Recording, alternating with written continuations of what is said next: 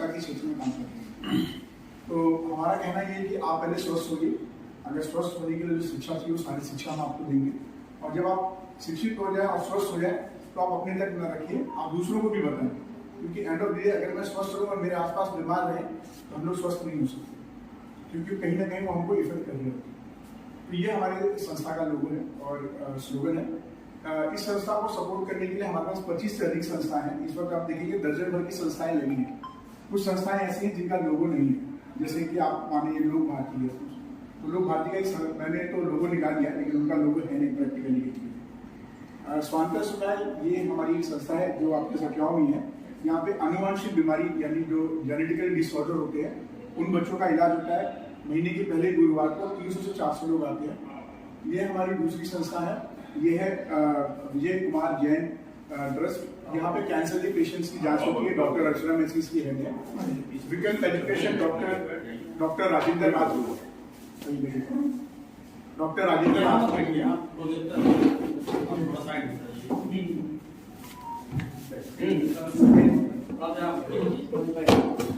जो हैं वो प्रोफेसर डॉक्टर राजेंद्र राजपूत जी हैं, और ये हमें मदद करते हैं अपने एडवाइस से और सलाह से, क्योंकि इनके पास 18 से ज़्यादा PhD की डिग्री है। और इसके अलावा इन्होंने कई समाज सेवी और जागरूकता कार्यक्रम ऑनलाइन चलाए हैं। ये वेदा लाइफ में इंटीग्रेटेड है, इसके professor doctor Rajesh Tiwari sir है। इसका पर्पस है कि हर पद्धति का इलाज होना चाहिए, पहले पेशेंट की काउंसलिंग हो और जो पद्धति उसको सूट करती है उसका उस पद्धति में जाके इलाज हो, मेडिकल पद्धति में।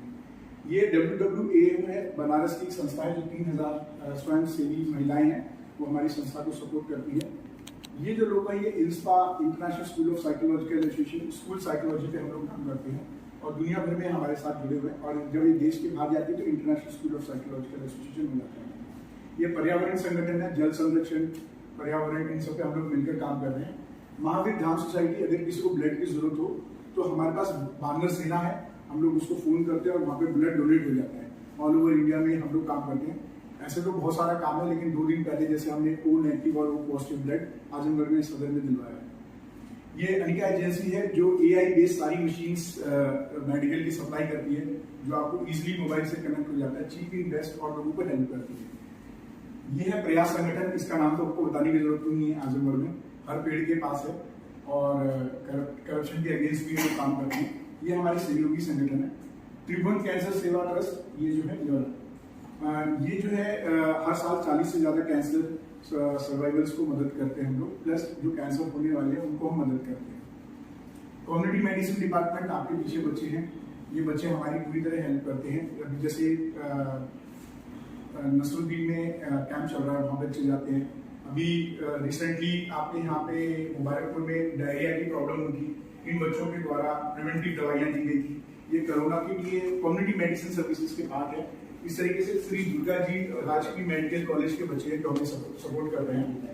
ये आकिंचन फाउंडेशन है, ये जौनपुर का है। ये लोग लोगों को कनेक्ट करते हैं, जागरूकता का प्रोग्राम करते हैं, होम्योपैथी के माध्यम से कैसे ठीक किया जाए, प्लस ये गौ संरक्षण पे भी काम करते हैं, होम्योपैथिक दवा से कैसे कर सकते हैं। ये है अग्नि, ये जो है ये मेडिकल कंपनी है हमारी, और ये आरपी संस्था की तरफ से 70 बच्चों को निःशुल्क कोचिंग पढ़ाई जाती है।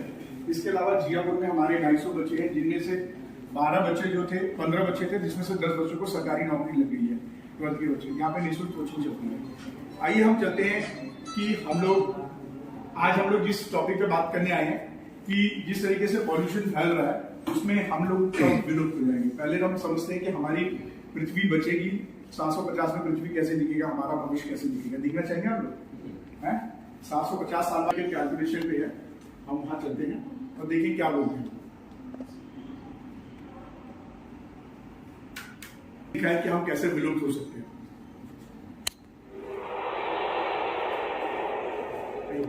ब्रह्मांड की विशालता के सामने मानवता कोई बड़ी बात नहीं है। हम यहाँ इसलिए नहीं है कि हमारा होना लिखा था, हम तो बस हैं। अगर गणित संबंधी भविष्यवाणियां सही होती हैं तो हमारे पास केवल 760 साल बचे हैं। हमारे विलुप्त होने की वजह क्या होगी? अगर हम ये जानते हो कि हमारा वजूद कब खत्म होने वाला है तो हम क्या करेंगे? और क्या हम इस नए स्थिति को टाल सकते हैं? आप देख रहे हैं क्या हो अगर, और ये है क्या हो अगर हम मानवता के खत्म होने का तय वक्त जानते हो। 1993 में ये जानते हुए कि मानवता का इस ग्रह पर वक्त सीमित है, अंतरिक्ष वैज्ञानिक जे रिचर्ड गॉड ने केवल आंकड़ों के आधार पर एक टहला देने वाली भविष्यवाणी की। दरअसल उन्होंने यह नतीजा निकाला कि साल 2779 के पहले मानव जाति के खत्म हो जाने की संभावना 50% है। इसका मतलब ये हुआ कि हमारे पास हमारे आखिरी इंतजामों के लिए 760 सालों का वक्त है, और इसके बाद शायद हम पृथ्वी को एक नई तरह के जीवन के हाथों सौंप जाएंगे या इसे अकेला छोड़ देंगे। हमारे साथ बने रहें और हम आपको ले चलेंगे मानवता के कल की एक सैर पर। 2029 999 अपोफिस पृथ्वी की ओर बढ़ रहा है। टकराव की संभावना पर शोध जारी है। 13 अप्रैल 2029 को पृथ्वी के पास का एस्टेरॉइड अपोफिस हमारे ग्रह से 31,000 किलोमीटर की दूरी से गुजरेगा। ये पृथ्वी और चांद के बीच की दूरी से 10 गुना कम है, यहां तक कि ऑर्बिट में मौजूद। अगर हम हमेशा के लिए पृथ्वी पर फंसे नहीं रहना चाहते तो हमें ऊपरी वातावरण को साफ करने के तरीके ढूंढने होंगे। अगर मानव जाति अंतरिक्ष के कचरे की इस समस्या का समाधान निकाल पाती है तो हम चांद पर बेस बनाने की शुरुआत करेंगे, और यहाँ से वो दौर शुरू होगा जिसमें इंसान पृथ्वी के बाहर रहने लगेंगे। 2045 पृथ्वी पर औसत वैश्विक तापमान में 1.5 डिग्री की बढ़त आएगी, जो कि सुरक्षित सीमा से बाहर होगा। अगर इंसान पूरी तरह से साफ ऊर्जा के साधनों पर भी आ जाए तो भी तबाही जैसे हालात होंगे और ग्लोबल वार्मिंग को रोक पाना मुश्किल होगा। यानी अमेज़न जंगल आग लगने और पेड़ों की कटाई के चलते बर्बाद हो जाएंगे। दशकों की बचाव की कोशिशों के बावजूद कम से कम 10 लाख जंगली प्रजातियां विलुप्त होने लगेंगी। यहाँ से पृथ्वी के इतिहास के अगले सामूहिक विनाश की शुरुआत होगी। हालांकि इस बार इसकी वजह होंगे इंसान। 2056 पृथ्वी की आबादी बढ़कर 10 अरब लोगों तक पहुंच जाएगी। पृथ्वी इतनी गर्म हो जाएगी जितनी पिछले 30 लाख सालों में कभी नहीं हुई। बेहद खराब मौसम पूरी दुनिया में बर्बाद जाएगा। अफ्रीका, मध्य पूर्व और दक्षिण पूर्व एशिया बाढ़, सूखे और हरिकेन तूफानों की सबसे बुरी मार झेलेंगे। हमारे ग्रह के कुछ हिस्से रहने लायक नहीं रहेंगे, जिससे 14 करोड़ लोगों के पास दूसरी जगहों पर शरण लेने के अलावा कोई चारा नहीं बचेगा। 2080 बायोटेक्नोलॉजी के प्लांट्स यानी अंतरोग आम लोगों की पहुंच में होंगे, जिससे इंसान जैविक स्तर पर तकनीक के करीब जा रहे होंगे। कभी फेल न होने वाले आर्टिफिशियल यानी कृत्रिम अंग, सिंथेटिक खून और नैनोस्केल ब्रेन इंटरफेस एक नई हकीकत बन जाएंगे। 2099 समुद्र स्तर में 6 मीटर की बढ़त से करोड़ों लोगों को अपने घर छोड़ने पड़ेंगे।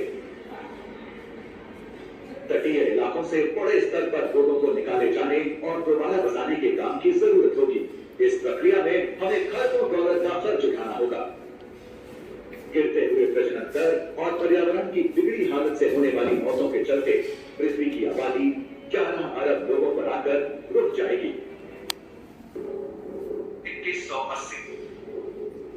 2180 के दशक तक इंसान सौर मंडल में फैलाव की शुरुआत कर देंगे। एस्टेरॉइड्स की माइनिंग और मंगल में कॉलोनियां बनाने का काम चल रहा होगा।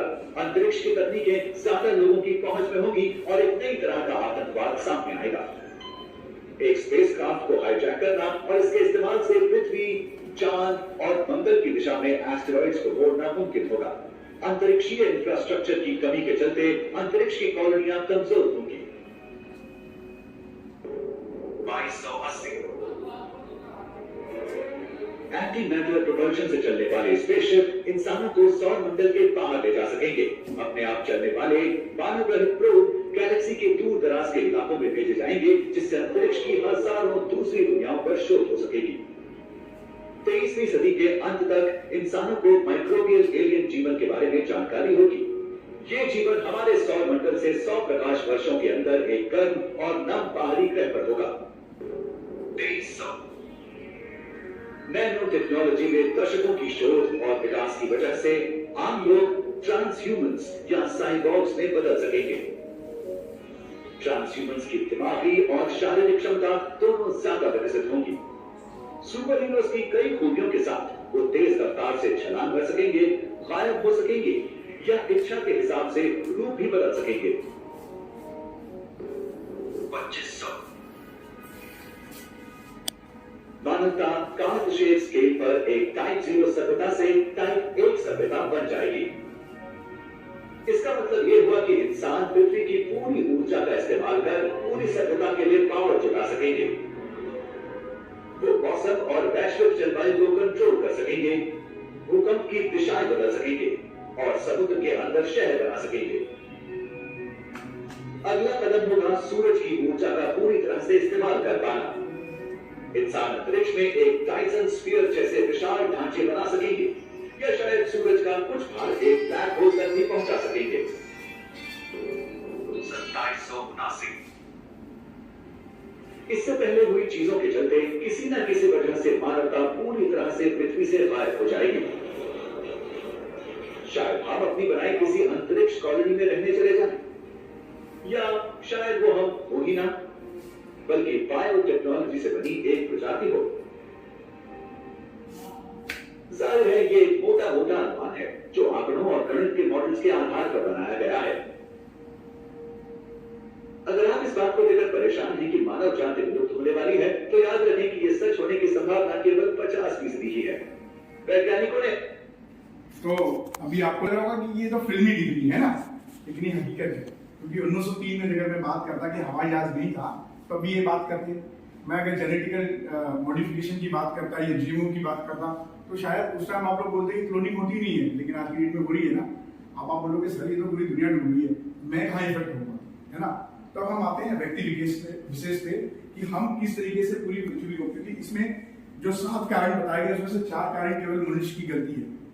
हमारा प्रजनन दर कम हो जाएगा, पर्यावरण दूषित हो गया, खाने पीने जहर हो गया, 90% cancer, Manisha Koirala cancer, Yuvraj Singh cancer, Anurag Basu cancer, Mumtaz cancer, Tahira Kashyap Ayushmann Khurana की पत्नी cancer, Rakesh Roshan cancer, Lisa Ray cancer, Rajesh Khanna cancer, Vinod Khanna cancer, Nargis cancer, Feroz Khan cancer, Tom Alter cancer. इन लोगों के पास पैसे की क्या कोई कमी थी? खाना हमेशा डाइटिशियन की सलाह में खाते थे, बिस्लरी का पानी पीते थे, रोजाना एक्सरसाइज भी करते थे, रेगुलर शरीर के सारे टेस्ट करवाते थे। सबके पास अपने हाई क्वालिफाइड डॉक्टर्स हैं।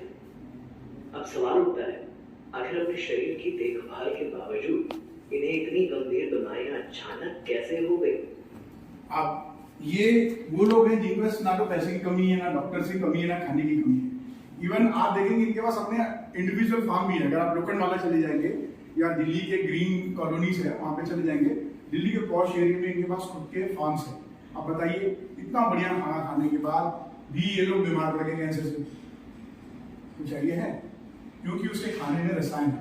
चाहे आप मार्केट में खरीद के खाएं या अपने खेत में उगाते हैं, आप उसमें क्या डालते हैं? रसायन। तो आपने धरती को प्रदूषित कर दी, हवा प्रदूषित कर दी, अंतरिक्ष में भी आपने प्रदूषित कर दिया, है ना। कहता है कि अगर आप चांद में कॉलोनी बनाना चाहते हैं तो पहले उसका सोल्यूशन निकालना है। इन सभी चीजों का एक ही जवाब है, वो है प्राकृतिक खेती। किसी को अनुमान है प्राकृतिक खेती क्या है? कोई आइडिया नहीं है? आइए हम लोग प्राकृतिक खेती के बारे में जानते हैं कि आखिर प्राकृतिक खेती है क्या।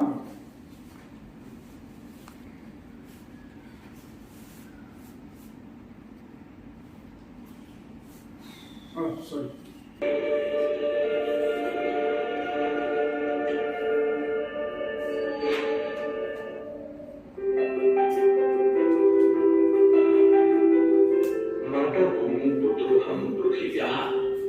अर्थात धरती हमारी माता है और हम उनके पुत्र।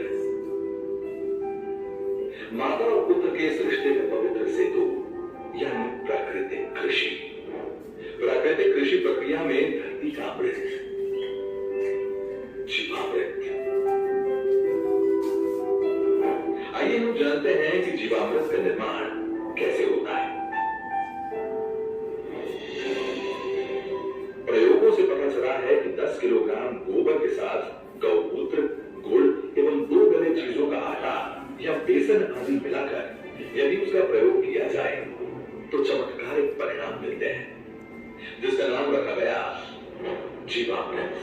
जीवामृत निर्माण के लिए जरूरी सामग्री देखते हैं। 10 किलोग्राम देसी गाय का गोबर, 8 से 10 लीटर देसी गाय का मूत्र, 1.5 से 2 किलोग्राम गुड़, 1.5 से 2 किलोग्राम बेसन, 180 लीटर पानी, मुट्ठी भर पेड़ के नीचे की मिट्टी। आसानी से उपलब्ध इन सामग्री से जीवामृत बनाने की विधि भी इतनी सरल है कि कोई भी किसान इसे अपने आप बना सकता है। इन सामग्री में से गुड़, बेसन एवं गोबर को पानी या तो गौमूत्र का उपयोग करके ठीक से मसल कर लिक्विड जैसा बना लें। अब इन सामग्रियों को एक ड्रम में डालकर उसे लकड़ी के एक डंडे से घोलना है। ठीक से घोलने के बाद जीवामृत बनने के लिए 2 से 3 दिन तक छाया में रख देना है। प्रतिदिन सुबह और शाम घड़ी की सुई की दिशा में लकड़ी के डंडे से 2 मिनट तक इसे घोलना है और जीवामृत को बोरे से ढक देना है। यह जीवामृत जब सिंचाई के साथ खेत में डाला जाता है तो भूमि में जीवाणुओं की संख्या अविश्वसनीय बढ़ जाती है और भूमि के रासायनिक व जैविक गुणों में वृद्धि होती है। जीवामृत को महीने में 2 बार या 1 बार उपलब्धता के अनुसार 200 लीटर प्रति एकड़ के हिसाब से सिंचाई के पानी के साथ दीजिए। फलों के पेड़ों के पास दोपहर 12 बजे जो छाया पड़ती है, उस छाया के पास प्रति पेड़ 2 से 5 लीटर जीवामृत भूमि पर महीने में 1 बार या 2 बार गोलाकार में डालना है।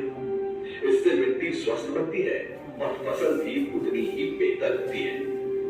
इससे किसान के मित्र माने जाने वाले केंचुओं की संख्या बढ़ती है। प्राकृतिक कृषि में गहरी जुताई की भी जरूरत नहीं होती है। इतना ही नहीं, प्राकृतिक कृषि भूमिगत जल को भी बढ़ाती है। इस प्रक्रिया से मुख्य फसलों के साथ सहयोगी फसलों को भी उगाया जा सकता है। घन जीवामृत का ही सूखा हुआ स्वरूप है, जिसे फसल बोने से पहले जमीन में मिलाया जाता है। धूप में सुखाए गए 200 किलोग्राम गोबर में ताजा बना 20 लीटर जीवामृत मिलाकर 2 दिन छाया में रखते हैं। इसे एक बार फिर धूप में सुखाकर तथा डंडे से पीसकर महीन बना दिया जाता है। यही घन जीवामृत है, जिसे 1 एकड़ के लिए प्रयोग कर सकते हैं। प्राकृतिक खेती का एक आवश्यक आदान बीजामृत है। बीजामृत जहां बीज को बीज जनित रोगों से बचाता है, वहीं इसकी अंकुरण क्षमता को अद्भुत रूप से बढ़ाता है। देसी गाय के 5 किलोग्राम गोबर, 5 लीटर गौमूत्र, 50 ग्राम बुझा हुआ चूना और थोड़ी सी मिट्टी को 20 लीटर पानी में मिलाकर बीजामृत बनता है। एक रात रखने के बाद इसमें 100 किलोग्राम बीज का संस्कार किया जाता है। इसके एक दिन बाद संस्कारित बीज बुआई के लिए तैयार हो जाता है। आच्छादन प्राकृतिक खेती का एक महत्वपूर्ण नियम है। खेती वाली सारी भूमि को फसल अवशेष से या छोटी अवधि की अंतर फसलों से पूरा ढक दिया जाता है। आच्छादन भूमि में नमी बनाए रखता है तथा वातावरण से नमी को खींचकर खेती हेतु पानी की खपत को भी अद्भुत रूप से घटाता है। जीवाणुओं से केंचुओं की गतिविधियों को बढ़ाता है, खरपतवार को नियंत्रित करता है तथा अंत में विघटित होकर जमीन से कार्बन उत्सर्जन को रोककर भूमि के जैविक कार्बन क्षमता को बढ़ाता है। इस कृषि विधि में वापसा निर्माण भी एक महत्वपूर्ण प्रक्रिया है, जिसमें भूमि में हवा और नमी का बराबर संतुलन बनाया रखा जाता है।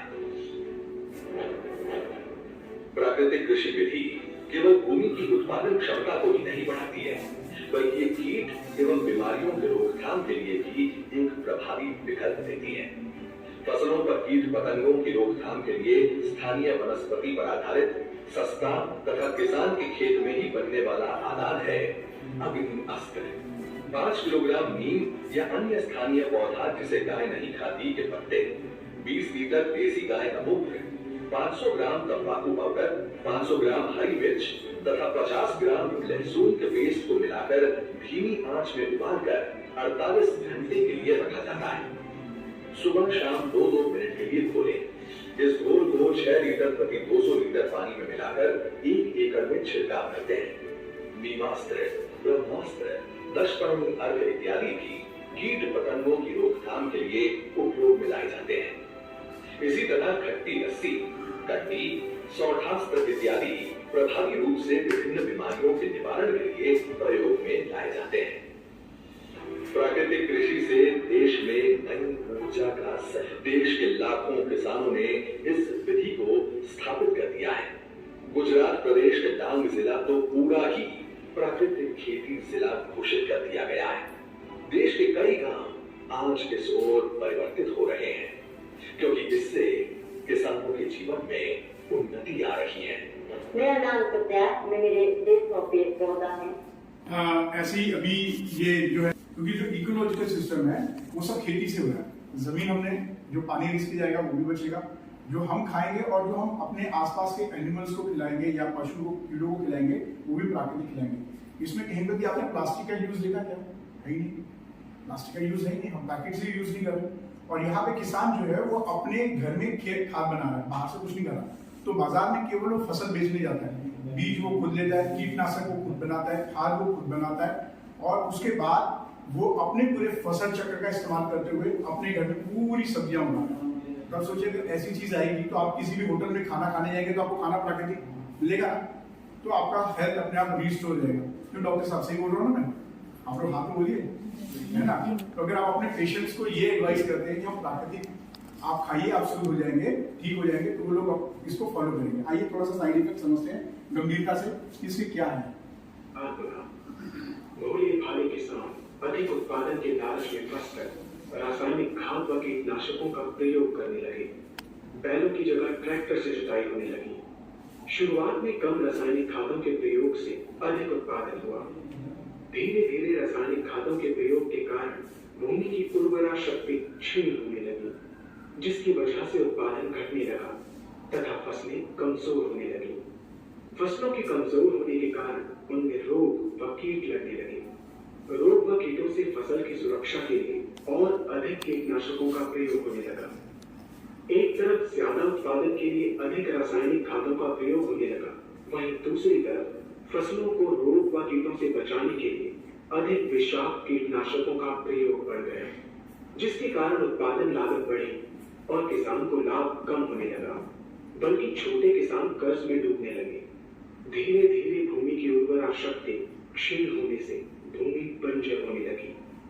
रासायनिक खाद व कीटनाशकों के कारण खाद्यान्न भी विषाक्त हो गए तथा जलवायु भी प्रदूषित हो गई, जिसके कारण मानव पशु पक्षियों के स्वास्थ्य पर प्रतिकूल प्रभाव पड़ा, जिसका परिणाम आपके सामने है। मानव स्वास्थ्य पर रासायनिक खादों के बढ़ने वाले प्रभाव को आप ऐसे समझें। जब किसान फसल में रासायनिक खाद डालता है तो रासायनिक खाद में उपस्थित विषाक्त रसायन जल में घुलकर सबसे पहले जल को प्रदूषित कर भूमि के अंदर उपस्थित केंचुए व सूक्ष्म जीवाणुओं को मार देता है। ये बात सभी किसान अच्छी तरह से जानते हैं कि केंचुए व अन्य सूक्ष्म जीवाणु भूमि की उर्वरा शक्ति को बढ़ाने के लिए अति आवश्यक होते हैं। विषाक्त रसायन के कारण इनकी मृत्यु हो जाने से भूमि की उर्वरा शक्ति नष्ट हो जाती है तथा भूमि कठोर होकर बंजर होने लगती है। रासायनिक खादों के विषाक्त रसायन पानी के माध्यम से अन्य खनिजों के साथ फसल के अंदर पहुंचकर फसलों को विषाक्त बना देते हैं। बाद में जब खाद्यान्न के रूप में मनुष्य या अन्य पशु इन्हें खाते हैं तो ये विषाक्त रसायन मानव स्वास्थ्य पर बहुत ही बुरा प्रभाव डालते हैं तथा मनुष्य के अंदर तरह तरह के रोग उत्पन्न करते हैं। जब हम जैविक खाद का प्रयोग भूमि पर करते हैं तो जैविक खाद पानी में मिलकर पानी को प्रदूषित नहीं करते। जैविक खाद भूमि के अंदर उपस्थित उर्वरा शक्ति को बढ़ाने वाले जीवाणु तथा केंचुओं की संख्या को तीव्रता से बढ़ाती है, जिससे भूमि की उर्वरा शक्ति बढ़ती है तथा भूमि छिद्र युक्त एवं भुरभुरी हो जाती है, जिससे वायु और प्रकाश भूमि के अंदर गहराई तक प्रवेश करते हैं, जिसके कारण भूमि में तापमान एवं आर्द्रता का संतुलन बना रहता है और फसल मजबूत होती है। जैविक खाद में विद्यमान तत्व खाद्यान्न के माध्यम से मानव व पशु पक्षियों के शरीर में पहुंचकर स्वास्थ्य लाभ पहुंचाते हैं। जैविक खादों के प्रयोग से फसलें अच्छी और मजबूत होती हैं, जिसके कारण उन पर रोगों एवं कीटों का ज्यादा प्रभाव नहीं पड़ता। यदि किसी प्राकृतिक कारणवश कीटों व रोगों का प्रभाव अगर बढ़ता भी है, तो गौमूत्र एवं औषधीय वनस्पतियों की घोल के छिड़काव करने से फसलों को रोग एवं कीटों से बचाया जा सकता है। गौमूत्र एवं अन्य प्राकृतिक औषधियों के मिश्रण के छिड़काव से फसलों का कम लागत में बचाव हो जाता है तथा वातावरण पर भी कोई दुष्प्रभाव नहीं पड़ता। यहाँ हम आपको तालिकाबद्ध तरीके से दो